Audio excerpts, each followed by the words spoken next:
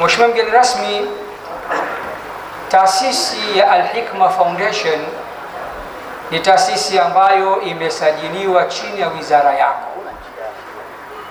na chini ya idara ya usajili, chini ya msajili wetu na mlezi wetu mkuu kaka yetu Emmanuel Kihampa, na alhamdulillah ni taasisi ambayo inajitahidi kufata taratibu zote za kinchi, na kwa kuwa ni taasisi ya Kiislamu pia inafata taratibu za dini yetu pia. Wazo hili la kuwasaidia vijana ili kuwawezesha katika kuaga ukapera na ubachela, hili wazo limezalika kutoka katika yale mashindano ya Qur'ani tukufu ambayo yanafahamika kuwa ni mashindano makubwa zaidi ya Qur'ani tukufu ulimwenguni, ambayo hufanyika kila mwezi mtukufu wa Ramadhani ndani ya uwanja wa Mkapa na uwanja wa Uhuru. Watoto wa mjini wanamsemo, wanasema baada ya watani wa jadi Simba na Yanga, waliojaliwa kujaza viwanja vile ni taasisi ya Al-Hikma Foundation katika yale mashindano yake makubwa. Kwa kuwa jamii yetu ya Kiislamu na ya Kitanzania imekuwa na imani kubwa sana na taasisi hii, rais wa taasisi huyo uliokaa naye pembezoni mwako, Sheikh Sharif Abdul Qadir, ambaye ni mjukuu wa Bwana Mtume Muhammad sallallahu alaihi wasallam kiukoo, amekuja na idea, akasema hawa hatuwezi kuwalipa sisi, huwa tunawaita kuja katika viwanja hivyo, wanatuitikia bila ya kuwapelekea magari wala kuwapa nauli wala chochote. Kwa nini kila mwaka tusitangaze kufanya jambo kwa ajili ya jamii yetu?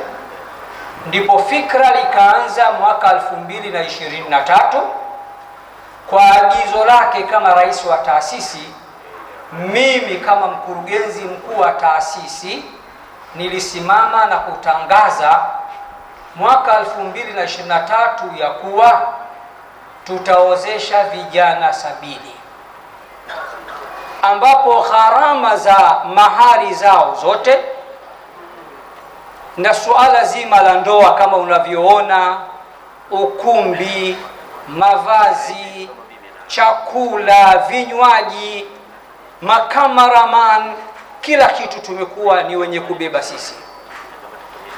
Kisha tukaingia ndani ya mwaka 2024 tukiwa kule kwa Mkapa, tukatangaza tena na mwaka huo tutaozesha vijana 100.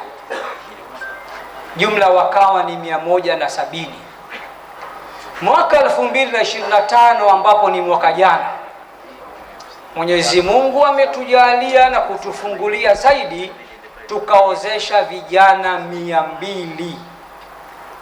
100 tukapeleka nchini Burundi, jijini Bujumbura, na 100 tukazibakisha hapa nyumbani.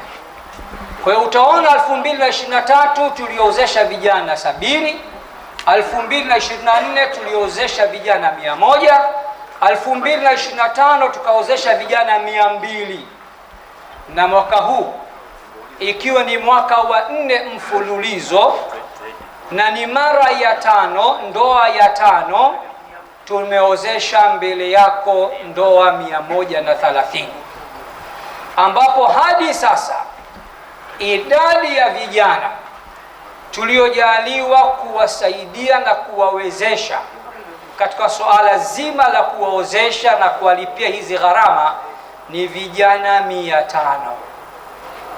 Ukichanganya na hao wake zao, maana yake hadi sasa tumewezesha kuozesha vijana 1000, kwa sababu bwana harusi hawi bwana harusi mpaka na bi harusi awepo. Kwa hiyo mheshimiwa mgeni rasmi, labda niseme leo kwa nini taasisi ya Al-Hikma Foundation imependa kufanya jambo kama hili. Mosi, ndoa kama unavyofahamu mheshimiwa mgeni rasmi, ni ibada kubwa sana, na Mungu wetu mlezi wetu na muumba wetu huwa anaipenda ndoa kuliko maovu na machafu. Lakini tumekuja kugundua vijana wengi wa Kitanzania wako tayari kuoa na kuaga ukapera na ubachela. Tulichogundua, vijana wamekosa pesa za mkupuo, mahari za pamoja. Ndipo tukaona kumbe linawezekana. Lakini miongoni mwa sababu pia ni kutaka na sisi kuchangia katika jamii yetu kupunguza maovu na machafu. Kubwa kuliko, mheshimiwa mgeni wetu rasmi, ndoa hupelekea kulinda maadili yaliyomema katika nchi na katika jamii. Leo ukiangalia mheshimiwa mgeni rasmi, Mwenyezi Mungu amekujalia Daktari Samia Suluhu Hassan, Rais wa Jamhuri ya Muungano wa Tanzania, amekuamini na amekukabidhi wizara nyeti kama hii, na sisi tunamwomba Mungu akusimamie, akusaidie ili uweze kumsaidia mheshimiwa rais na kutusaidia Watanzania kwa ujumla kupitia wizara yako. Wewe unajua, miongoni mwa mmomonyoko wa maadili huenda ukosefu wa ndoa pia hili linaweza likawa linachangia. Vijana wengi leo ambao wanashinda mitaani, panyarodi, pakarodi, sijui panyabuku, sijui, wengi ukiwaangalia ni vijana waliokosa wazazi wawili wa kuwalea. Na katika nchi yetu kuna mtihani mmoja. Wanaume wengi tuna uhodari wa kuzalisha wanawake kisha kuwatelekeza. Watoto wengi hivi sasa wanalelewa na mama zao. Wamama ni wanyonge, wamama ni madhaifu. Wakati mwingine ulezi unaweza ukawashinda. Watoto wakishakuwa mabarobaro, wakishakuwa watu wazima kidogo, wanawazingua mpaka mama zao, hawawasikilizi. Mwisho utaona mmomonyoko wa maadili unakuwa ni mkubwa. Vijana wasiosikia la mkuu wamekuwa wengi. Sisi kama taasisi ya Al-Hikma Foundation tumeona miongoni mwa sababu na vyanzo vizuri vya kupunguza mmomonyoko wa maadili katika nchi ni kuwezesha ndoa kwa wingi na kwa wingi. Mheshimiwa mgeni rasmi, baada ya kusema hayo, naomba sasa nikwambie ya kuwa hili jambo sio jambo jepesi, kwa sababu mchakato wake huwa tunauanza muda mrefu. Kwa mfano, tarehe 1 mwezi wa 3 mwaka huu 2026 katika mashindano ya Qur'ani tulipotangaza safari hii tutaozesha vijana 130, tukawawekea tarehe ya kuja sasa kuchukua fomu za maombi. Vijana waliokuja na waliojitokeza ni maradufu ya hawa waliopatikana. Hii nini maana yake? Maana yake vijana wengi wa Kitanzania wako tayari kuingia katika swala nzima la ndoa, lakini wamekosa watu wa kuwashika mkono kwa namna moja ama nyingine.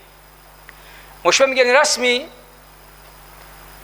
katika jambo hili huwa hatulipeleki kiholela, tunalipeleka rasmi, kwa sababu kwa Tanzania, na sisemi kwa fahari kwa sababu tumekatazwa kujifakhiri na kujisifia, kwa Tanzania ni taasisi ya Al-Hikma Foundation ndiyo ya kwanza iliyoanzisha suala zima la kufungisha ndoa za pamoja. Na kwa sababu huu ni mwaka wa 4 na ni awamu ya 5 au mara ya 5, tumejaliwa kupata uzoefu au experience kidogo. Katika sasa uzoefu tulionao, huwa hatumuozeshi kila mtu, bali huwa tunaweka vigezo na masharti katika kuliendea jambo hili. Kwa haraka, mwaka huu tulikuwa tuna masharti kama 10, mheshimiwa mgeni rasmi. Sharti la kwanza tulisema mwaka huu mabinti ndio waje kuwaombea hao waume zao watarajiwa, na wanawake walijaa sana ofisini kwa sababu baadhi ya vijana wanawawekea usiku mapenzi ya miaka 2 3, tunadanganyana. Binti anataka kuolewa, anataka kuolewa, bwana anamwambia sina uwezo. Wanawake wamekuja kwa wingi katika ofisi zetu, wanakuja kuchukua fomu za maombi kwa ajili ya wachumba zao. Kwa hili, kwa sharti la kwanza, anayekuja kuchukua fomu ya maombi awe binti mtarajiwa na asiwe huyo mwanaume. Sharti la pili lilikuwa anayetaka kusaidiwa katika jambo hili awe Mtanzania, kwa sababu taasisi pia ni ya Kitanzania na inalenga kuwasaidia Watanzania. Sharti la tatu tulisema huyu mwanaume anayetakiwa alipiwe mahari awe hana mke kabisa, bachelor. Asiwe kama shekhe wa mkoa wa Dar es Salaam, Shekhe Walidi, level 6 ana wake 4, au Shekhe Alhadi Musa Salum ndugu yake level 6. Wasiwe kama mashekhe hao. Kwa hiyo akija mtu anataka kuongeza mke, mheshimiwa mgeni rasmi, tunamwambia hapana, wewe huna tatizo sana, tayari una mke. Kwa hiyo moja ya masharti yetu, anayetaka kusaidiwa kulipiwa mahari hakikisha hana mke kabisa, ni bachelor. Hili ni sharti letu la tatu. Ama sharti la 4, tumesema anayetaka kusaidiwa kulipiwa mahari awe tayari amekwisha anza hizi process na amekwisha posa, anania kuoa siku nyingi, anakwama kwenye mahari tu. Huyo yuko serious, tumwezeshe, kuliko yule ambaye anakurupuka baada ya kusikia tangazo letu. Huyo atakuja kumwacha binti siku yoyote. Sharti la 5, mheshimiwa mgeni rasmi, kwa haraka, mwanaume awe ana chanzo cha kupata riziki. Hatutaki kumwozesha mtu ambaye hana kabisa hata kibarua, atamlisha nini, atampa taabu. Hata dini yetu ya Uislamu imekataza hilo. Mtume wetu anasema kafa bil mar'i ithman an yudayya man yaul, yatosha mtu kuchuma madhambi pindi atakapokuwa anaitelekeza familia yake. Kwa hiyo tukasema vijana, hakikisheni muwe mna kibarua. Maana yake nini? Hawa wote hawa wana vyanzo vya kupata riziki, shilingi 2-3. Kinachowashinda nini sasa? Kinachowashinda pesa za mkupuo, mahari za pamoja. Hizo ndizo zilizokuwa zikiwashinda. Tukaja na sharti la 6, mheshimiwa mgeni rasmi, anayetaka kusaidiwa na taasisi Al-Hikma Foundation awe amechukuliwa fomu na mwenzake na aijaze na airejeshe. Sharti la 7, awe amefanya usahili, kwa sababu tulikuwa tuna usahili. Tumegundua kupitia katika interview mbalimbali na usahili mbalimbali, baadhi ya vijana wana matatizo ya akili, hatuwezi kumwozesha, tunawapiga chini. Na niliona tangazo la Profesa Kabudi kwenye mitandao ya kijamii kwamba sasa hivi 35% ya vijana wanavuta bangi, wamedata. Sasa katika interview, mheshimiwa mgeni rasmi, unazungumza na mtu, unamwona maskini bwana, kumbe mgonjwa wa akili. Sasa hatuwezi kumwozesha. Tunataka binti aolewe mwanaume na mwanaume ambaye iko timamu, na ndio maana tukaweka interview au usahili. Sharti la 8, mheshimiwa mgeni rasmi, awe tayari ndoa yake ifungwe pamoja na wenzake kama hivi leo.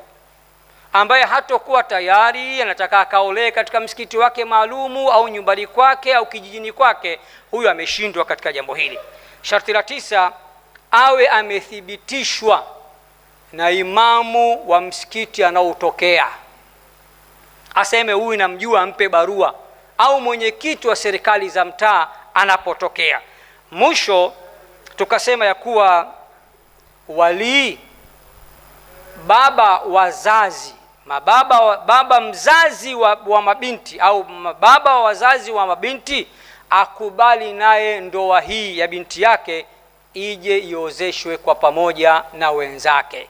Kuna wale wakataa, wanasema binti yangu iko tayari aolewe, lakini desturi na mila za kwetu aje akunje goti nyumbani kwangu. Haya mambo kufungusha ndoa ya pamoja sisi hatutaki. Na sisi tukamwambia samahani, sharti moja wapo limekushinda. Kwa hiyo hawa 130 ambao leo unawaona wamekubaliana na masharti haya, na ndoa za pamoja zimeweza kupatikana kwa pamoja.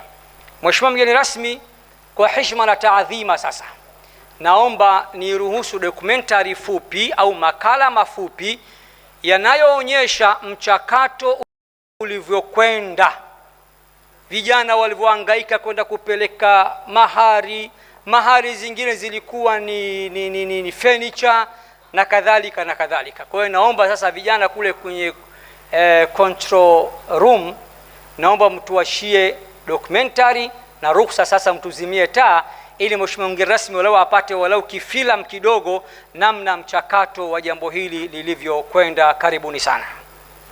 Na lilikuwa msafara ulikuwa ni mrefu, mchakato ulikuwa ni mkubwa, lakini kama unavyofahamu dokumentari siku zote inatakiwa iwe fupi, na tukaona tukupe picha wewe pamoja na hadhira nzima ili mpate kujua ya kuwa hili jambo huwa linaandaliwa kikweli kweli, na ni jambo ambalo limetengenezewa vigezo na masharti, na tunamshukuru Mwenyezi Mungu leo hatimaye tumetimiza ahadi ya ndoa 130 zilizojumuisha jumla kuu 500. Kama ulivyoona katika dokumentari, hatuwaozeshi tu bali tunawafunda. Tuliwafanyia semina wote hawa mabwana 130 na wachumba zao 130, na tuliwaandalia chai na chakula cha mchana, semina siku nzima, na tumewafunda na tumewaelekeza namna ya kuishi na wake zao. Mimi naomba kwa niaba ya taasisi Al-Hikma Foundation nimalizie kwa mambo makuu mawili. Jambo la kwanza, wito wangu kwa mabwana harusi. Taasisi Al-Hikma Foundation inakuombeni kwa heshima na taadhima, muende mkaishi na wake zenu kwa wema. Nendeni mkawavumilie wake zenu. Wanawake ni hawa hawa, na mwanaume shupavu ni yule ambaye anamvumilia mwanamke au mkewe. Ikiwa hautomvumilia, baada ya miezi 2 au 3 tukaja kusikia katika zile ndoa 10 au 20 zimevunjika, sisi tutavunjika moyo, tutasikitika, tutasononeka, na itakuwa hamjatutendea haki. Ndoa miongoni mwa misingi yake mikuu ni subira na uvumilivu. Tulikwambieni katika semina, hata wazazi wenu na wazazi wetu wasingelivumiliana, mimi na wewe leo tusingelikuja duniani. Baba na mama walivumiliana, na ndio maana tukapatikana sisi leo. Kwa hiyo nendeni mkaishi na wake zenu kwa wema, na ikitokea sintofahamu na mkaona hapana, ili jambo lazima litoke nje ya nyumba yenu, kabla hamjachukua hatua zozote, tunawafungulia milango yote. Njoeni katika taasisi ya Al-Hikma Foundation. Pana viongozi wazuri wa dini, pana mashekhe na maulama, watakuongozeni kwa mujibu wa dini namna ya kusuluhisha migogoro yenu. Kwa hiyo punguzeni jazba na msiwe na pupa, na tunasema msichukue hatua kuacha. Mtume wetu anatuambia miongoni mwa kazi za shetani za maizi ni kuvunja ndoa za wanandoa. Kwa hiyo msiende kumfurahisha shetani. Migogoro yenu suluhishaneni wenyewe kwa wenyewe, ndani kwa ndani. Mkiona hapana, mwanaume amekufika shingoni, njoo ugonge hodi katika taasisi. Viongozi unawajua, utueleze sintofahamu uliokuwa nayo, sisi tunaweza tukaingilia tukawasuluhisha, ili mradi maisha yaendelee. Hili ni ombi letu kwenu, lakini mwisho muwapende wake zenu. Miongoni mwa misingi mikuu ya ndoa ya Kiislamu, mawaddatan wa rahma, mapenzi ya dhati na huruma. Msione aibu kuwapenda wake zenu. Mtume wetu Muhammad sallallahu alayhi wasallam aliulizwa siku moja, man ahabbu nnasi ilaik, ni nani mtu wa kwanza unayempenda hapa duniani? Kasema mke wangu Aisha. Hakuona noma wala kokoro. Akaambiwa tukusudie wake zako, tunakusudia wanafunzi wako na wafuasi wako. Akasema ala, basi baba yake na Aisha ndio nampenda kuliko wote. Karudi pale pale. Kwa hiyo nawe kawapende wakwe zako. Ukipenda boga malizia na upenda ua lake. Wapende wakwe zako, mashemeji zako, mpende mkeo, mvumilie mkeo. Ndoa ni ibada kubwa, ni nusu ya dini. Ukiivunja unarudi tena zero, nusu ya dini tena huna, bachela tena. Shauri yako. Mwisho, Mheshimiwa mgeni rasmi, rais wa taasisi amenituma kutoa wito na ombi kwa Watanzania. Mambo makuu mawili. Watanzania, endeleeni kuiombea Tanzania. Tanzania ni katika mataifa yaliyo bora duniani, na kuiombea nchi ni katika mafundisho ya dini.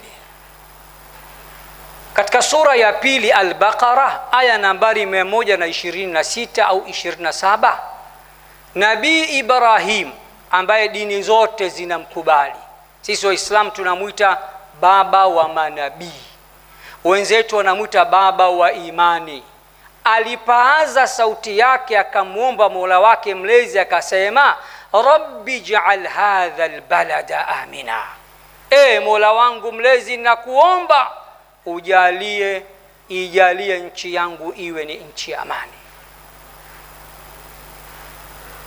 Kisha akawaombea maisha yaliyo bora, warzuq ahlahu min athamarati man amana minhum billahi wal yawmil akhir.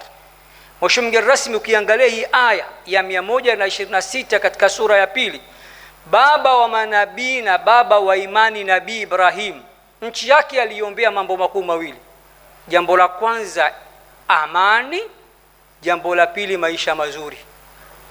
Lakini cha kushangaza, amani ameitanguliza kabla ya maisha mazuri, kwa sababu anajua fika ya kuwa pahala ambapo hakuna amani hakuna maisha mazuri, hakuna maisha yaliyo bora.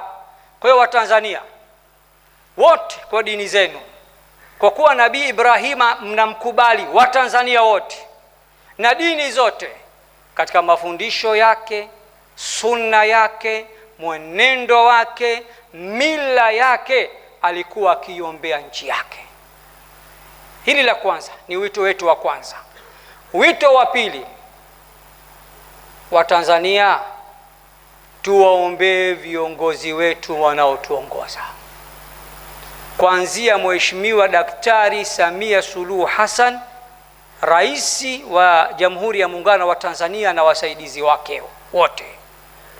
Mwanawachuoni mmoja wa Kiislamu anaitwa Al-Fudail ibn Iyad alisikika siku moja akisema, ninaapa lau Mungu angenifunulia nina dua moja tu ya kukubaliwa, dua hiyo nisingejiombea mwenyewe wala kuiombea familia yangu, la saraftuha fi sultani, dua hiyo ningemwombea kiongozi wangu.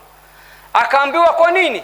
Yani Mungu akupe fursa moja tu, ombi moja tu, dua moja tu, badala kuomba ya kwako binafsi na familia yako, unamwombea kiongozi wako. Akasema ndio, lianna fi salahihi salaha ar-ra'iyya, kwa sababu nikimwombea kiongozi wangu akafanikiwa, ndio kufanikiwa kwa raia wote.